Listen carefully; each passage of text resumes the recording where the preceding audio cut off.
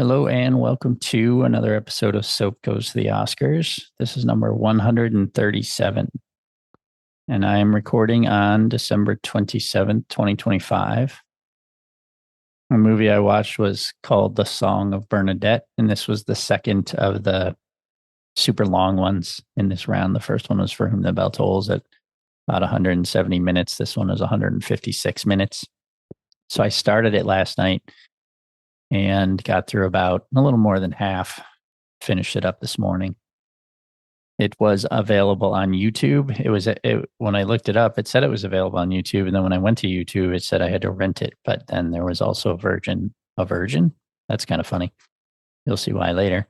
A version that was also free. My average now for this round is 37 cents a movie.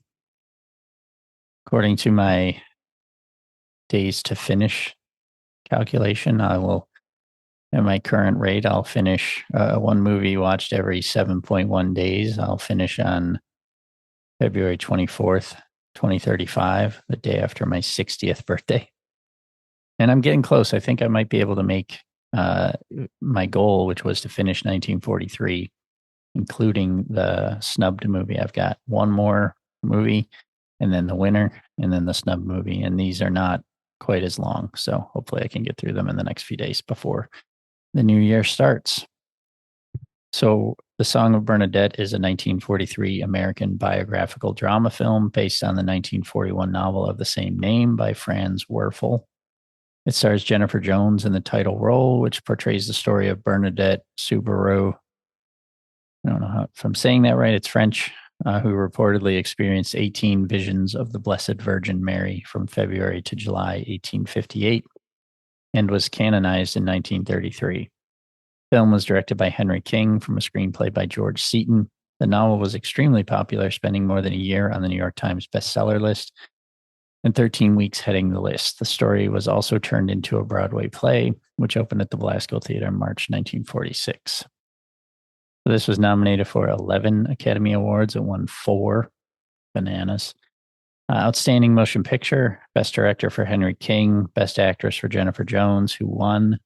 Best Supporting Actor, Charles Bickford. Best Supporting Actress, both, 12, both Gladys Cooper and Anne Revere. Best Screenplay for George Seaton. Best Art Direction, Interior Decoration, Black and White, which it won. Best Cinematography, Black and White, which it won, by Arthur Miller. Best Film Editing, Barbara McLean. Best Scoring of a Dramatic or Comedy Picture, Alfred Newman, who won. Best Sound Recording, Edmund H. Hansen. And I think this was also the first year of the Golden Globes, and so it won a few of those as well. The last movie, For Whom the Bell Tolls, I had seen that it was the first Golden Globes awards. The film's plot follows the novel by Franz Werfel, which is not a documentary, but a historical novel blending fact and fiction. Bernadette's real-life friend, Antoine Nicolau, is portrayed as being deeply in love with her and vowing to remain unmarried when Bernadette enters the convent. No such relationship is documented as existing between them. In addition, the government authorities, in particular, Imperial Prosecutor Vital Detour, played by Vincent Price, are portrayed as being much more anti-religion than they actually were. In fact, Detour himself was a devout Catholic who simply thought Bernadette was hallucinating. Other portrayals come closer to historical accuracy, particularly Anne Revere and Roman Bonin as Bernadette's overworked parents, Charles Bickford as Father Peyramal. Although his presence at Bernadette's deathbed was an artistic embellishment, in reality, Peyramal had died a few years before Bernadette, and Blanche Yerka's formidable Aunt Bernard. The portrayal of Sister Marie-Therese Vazou is also inaccurate. There is no evidence that Sister Vazou was Bernadette's elementary school teacher or that they met prior to the time that Bernadette entered the convent. The film combines the characters of Vital Detour and the man of letters, Hyacinthe de Lafitte, who appears in the novel and believes he has cancer of the larynx. Lafitte does not appear at all in the movie. In the film, it is Detour who is dying of cancer of the larynx at the end, and who goes to the Lourdes shrine, kneels at the gates to the grotto, and says, "Pray for me, Bernadette." The film ends with the death of Bernadette and does not mention the exhumation of her body or her canonization as the novel does. Reception. Bosley Crowther, yeah, boy, of the New York Times gave the movie a mostly negative review, praising the acting, especially Jones, but regretting the movie's tedious and repetitive narrative.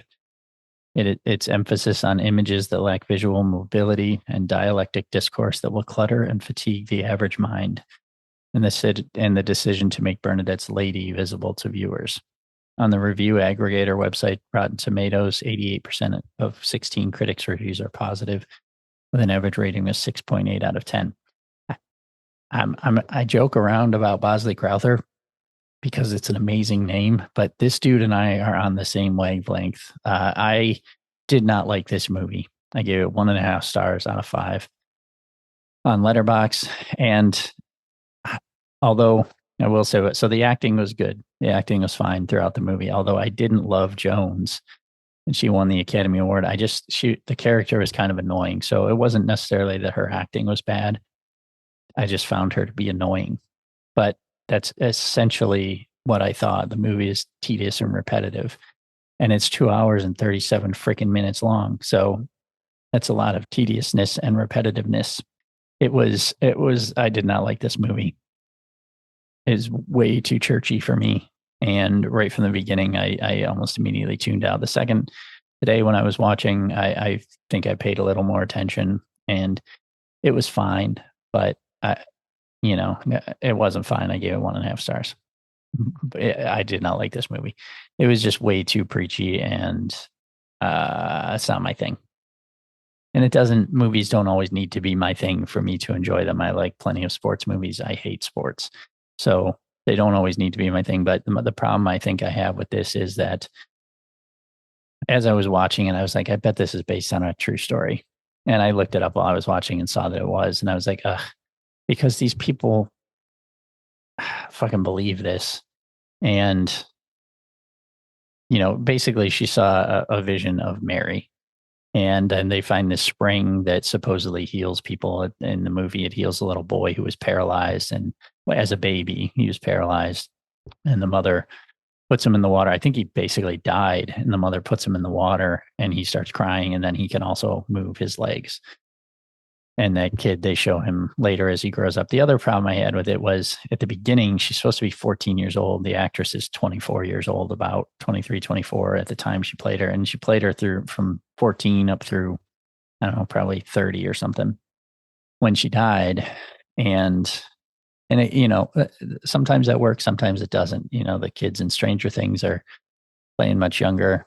The kids in Harry Potter, by the time they finished, they were playing 18-year-olds, but they were really only like 21, 22, not that big an age gap. This is a 10-year age gap. She did not look 14 at all. I just think I have a problem with the religion of it all. And that's my thing, not necessarily the movie's thing, but it just annoys me that, this was a real thing and people, whether they believed her or not, like this was a girl that had some mental issues, and she saw some things that weren't really there. I do not believe that she saw these things, is what I'm getting at. So anyway, I'm going to cut it short there. Did not like this one. 1.5 stars. Me and my boy Bosley Crowther pretty much agree on this one. And it's crazy to me that it won any awards at all. But there you have it. I'll see you next time.